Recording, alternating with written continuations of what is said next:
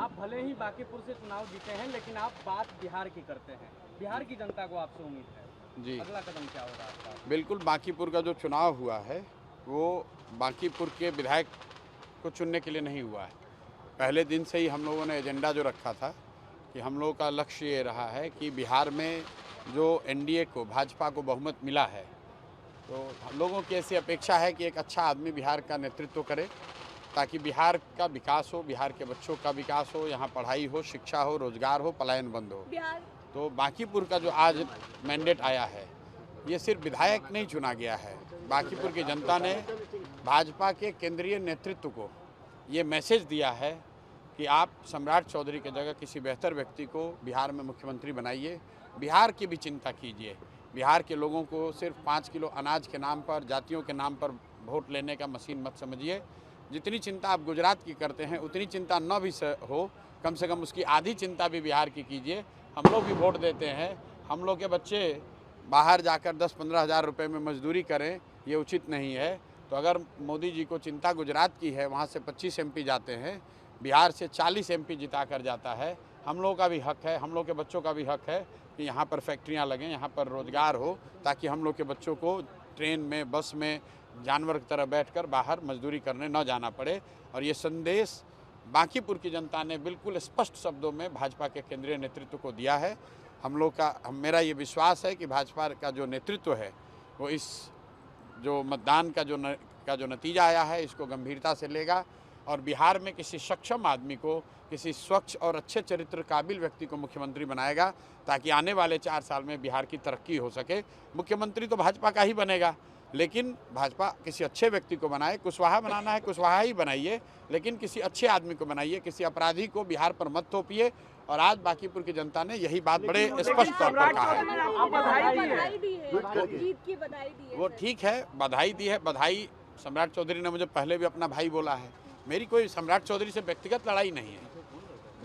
लड़ाई इस बात की है कि 13 करोड़ बिहार के लोगों का जीवन सुधारने के लिए क्या हम लोग को कोई काबिल व्यक्ति हम लोग का नेतृत्व करना चाहिए, या कोई ऐसा व्यक्ति नेतृत्व करना चाहिए जिसका चाल चरित्र, चेहरा खुद ही क्वेश्चनेबल है। बात व्यक्ति की नहीं है, बात इसकी है कि बिहार आज देश का सबसे गरीब और पिछड़ा राज्य है। तो जिस मोदी जी को, जिस भाजपा को हम लोग वोट देते हैं, एनडीए को वोट देते हैं, क्या उनकी जिम्मेवारी सिर्फ गुजरात के प्रति है? भाई, बिहार के बच्चों का भी तो हक है।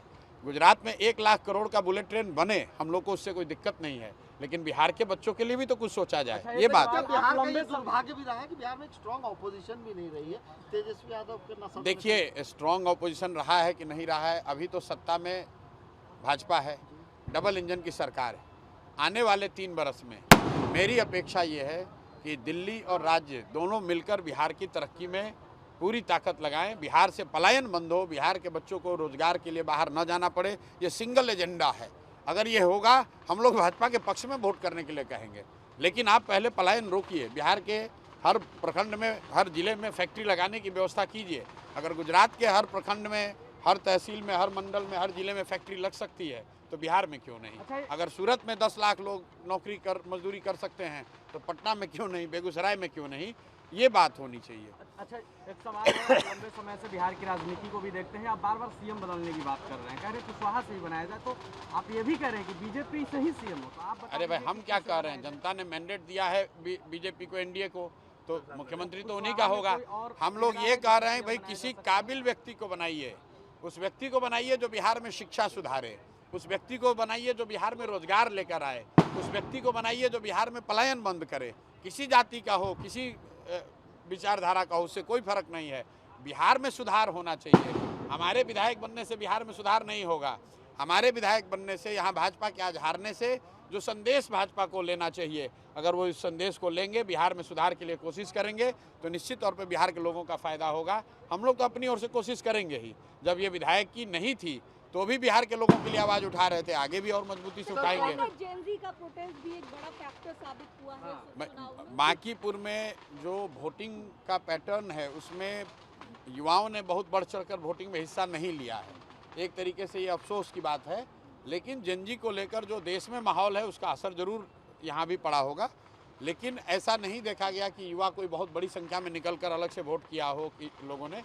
यहाँ पर एक ही मुद्दा रहा है, जो एक अगर मुद्दा आप देखेंगे कि सम्राट चौधरी के नेतृत्व को बिहार की जनता स्वीकार करने को तैयार नहीं है, और वो मैसेज बिल्कुल क्लियर शब्द में आज मत के द्वारा लोगों ने बताया है कि जिस विधानसभा क्षेत्र में भाजपा 58,000 से जीती हुई थी, आज वहाँ करीब वो 20,000 से हारे हैं।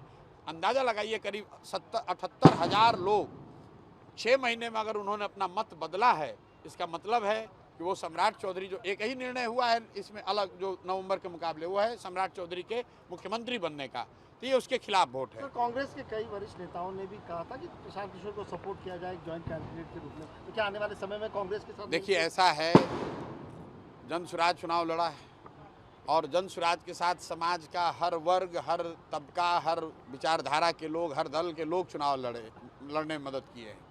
सबने ये कहा था कि प्रशांत जी अगर आप लड़िएगा तो लोग जाति, धर्म, दल और नेताओं की प्रति प्रतिबद्धता को छोड़कर ऊपर उठकर वोट देंगे, वरना 28 दिन में, ये 2 जुलाई को चुनाव की घोषणा हुई है, 28 दिन में भाजपा का 30 साल का किला इतनी आसानी से नहीं ढह सकता था।